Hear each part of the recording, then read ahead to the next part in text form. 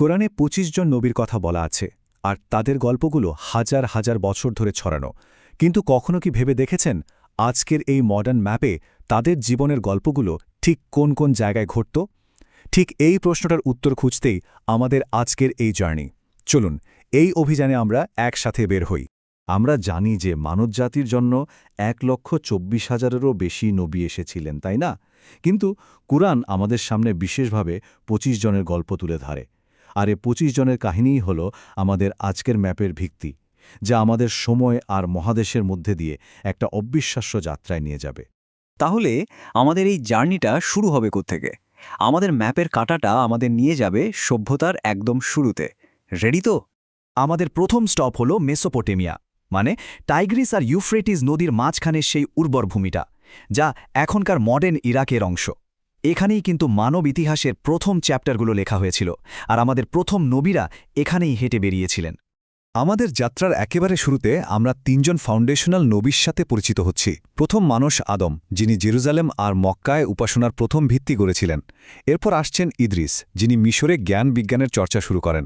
আর সবশেষে নূহ, যার বিশাল জাহাজটা ইরাকের মুসুল অঞ্চলের কাছে মানবতাকে এক ভয়াবহ বন্যা থেকে বাঁচিয়েছিল।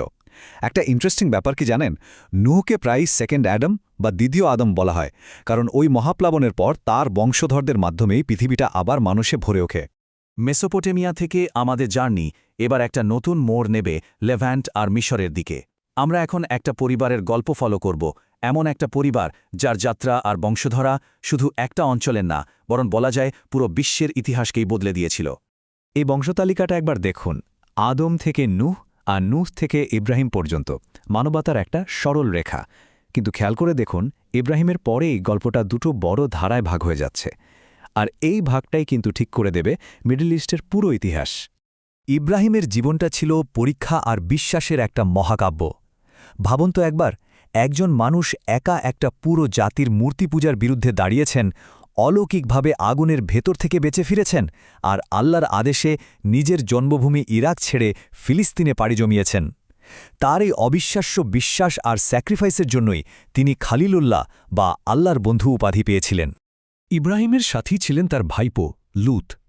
তার মিশন ছিল সদম শহরের লোকদের সাবধান করা, যেটা আজকের জর্ডানের ডেড সি বা মৃত সাগরের কাছে ছিল। কুরআনে তাদের ধ্বংসের কারণ হিসেবে শুধু ব্যক্তিগত পাপকে দেখানো হয়নি, বরং একটা অর্গানাইজ সিস্টেম অফ অপারেশনকে দেখানো হয়েছে, যেখানে দুর্বল আর পথিকদের ওপর অত্যাচার করাটাই ছিল সামাজিক নিয়ম। ইব্রাহিমের ২ ছেলে থেকেই কিন্তু দুটো বিশাল বংশের শুরু। বড় ছেলে ইসমাইল মক্কায় বসতি গড়েন এবং আরবদের পূর্বপুরুষ হিসাবে পরিচিত হন, আর ছোট ছেলে ইসহাক ফিলিস্তিনেই থেকে যান। তার ছেলে ইয়াকুবের মাধ্যমেই বনে ইসরাইল বা ইসরায়েলের সন্তানদের বংশ শুরু হয়, যেখান থেকে পরে অনেক নবী আসবেন। ইয়াকুবের ছেলেদের মধ্যে সবচেয়ে নাটকীয় গল্পটা বোধহয় ইউসুফের। ভাইয়েরা হিংসা করে তাকে কুয়ায় ফেলে দিল, সেখান থেকে তাকে দাস হিসেবে মিশরে বেচে দেওয়া হলো। কিন্তু তার ধৈর্য, প্রজ্ঞা আর অসাধারণ চরিত্রের জোরে তিনি সব বাধা পেরিয়ে মিশরের অন্যতম একজন শাসক হয়ে ওঠেন আর একটা পুরো জাতিকে দুর্ভিক্ষ থেকে বাঁচান। এত বছর ধরে এত কষ্ট আর বিশ্বাসঘাতকতার শিকার হওয়ার পর যখন তার সেই ভাইয়েরা তার সামনে একদম অসহায় অবস্থায় এসে দাঁড়ালো, ইউসুফে কথাগুলো বলেছিলেন, এটা শুধু ক্ষমা ছিল না, এটা ছিল মহত্বের একটা চরম উদাহরণ। এটা প্রমাণ করে যে প্রতিশোধের চেয়ে ক্ষমা আসলে অনেক বেশি শক্তিশালী। ইউসুফের হাত ধরেই বনি ইসরায়েল মিশরে প্রবেশ করল, আর এখান থেকেই আমাদের ম্যাপে নবীদের গল্পের এক নতুন লম্বা আর বেশ ঘটনাবহুল চ্যাপ্টার শুরু হচ্ছে, যার কেন্দ্রবিন্দুতে থাকবে পবিত্র ভূমি বা হোলি ল্যান্ড এবং তার আশপাশের এলাকা। মিশরে কয়েক প্রজন্ম থাকার পর বনি ইসরায়েল ফেরাউনের অধীনে দাসে পরিণত হয়। ঠিক তখনই আসেন মূসা আর তার ভাই হারুন। তারা দুজন মিলে সেই সময়ের পৃথিবীর সবচেয়ে ক্ষমতাধর শাসকের বিরুদ্ধে দাঁড়ান এবং অলৌকিকভাবে লোহিত সাগর পাড়ি দিয়ে নিজেদের জাতিকে দাসত্ব থেকে মুক্ত করেন। এটা ছিল বিশ্বাস আর মুক্তির এক অবিশ্বাস্য কাহিনী। পবিত্র ভূমিতে ফিরে আসার পর বনি ইসরায়েলের ইতিহাসে একটা নতুন এরা শুরু হল, নবী রাজাদের যুগ। জেরুজালেম থেকে তারা শাসন করতেন। দাউদের ছিল অবিশ্বাস্য শক্তি, আর তার ছেলে সুলাইমান তো বাতাস আর পশু পাখিদেরও নিয়ন্ত্রণ করতে পারতেন। তাদের পরেই এসেছিলেন জাকারিয়ার মতো ধার্মিক মানুষেরা, যারা এই ধারাকে এগিয়ে নিয়ে যান। সুলাইমানের রাজত্ব তো ছিল রীতিমতো কিংবদন্তির মতো। একবার কল্পনা করুন তো এমন একজন রাজার কথা, যিনি শুধু মানুষকেই না, পশু পাখি এমনকি জিনদেরও শাসন করতেন। তিনি সাবার রানীর কাছে একত্ববাদের দাওয়াত পাঠিয়েছিলেন আর জেরুজালেমে মসজিদ আল আকসার নির্মাণ কাজও শেষ করেছিলেন। তার জ্ঞান আর প্রজ্ঞা ছিল সত্যিই অতুলনীয়। সব নবীর জীবন কিন্তু মসৃণ ছিল না।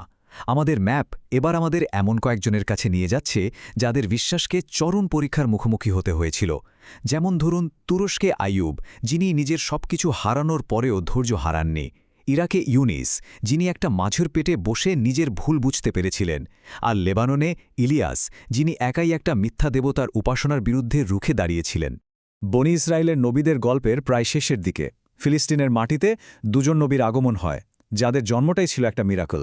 একজন হলেন ইয়াহিয়া, যিনি এক বৃদ্ধ দম্পতির ঘরে জন্মেছিলেন, আর অন্যজন হলেন ঈসা, যিনি কুমারী মা মারিয়ামের গর্ভে পিতা ছাড়াই জন্মগ্রহণ করেন। তাদের দুজনের মিশনই ছিল একে অপরের সাথে গভীরভাবে কানেক্টেড।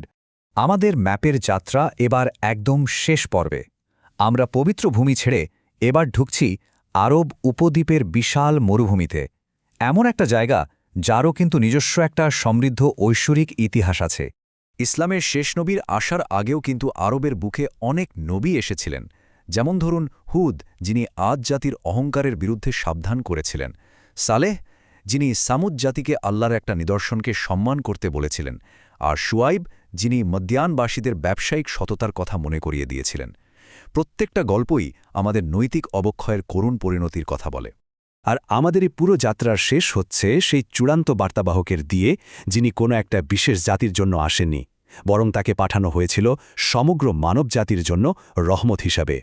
খুব সংক্ষেপে যদি তার জীবনের দিকে তাকাই, মক্কার হেরা গুহায় প্রথম ঐশী বাণী পাওয়া থেকে শুরু করে মদিনায় একটা আদর্শ সমাজ প্রতিষ্ঠা আর সবশেষে মক্কা বিজয়, এটা ছিল এমন এক জীবন যা মাত্র ২৩ বছরের মধ্যে আরব উপদ্বীপ আর পুরো পৃথিবীর ইতিহাসকে চিরদিনের জন্য বদলে দিয়েছিল।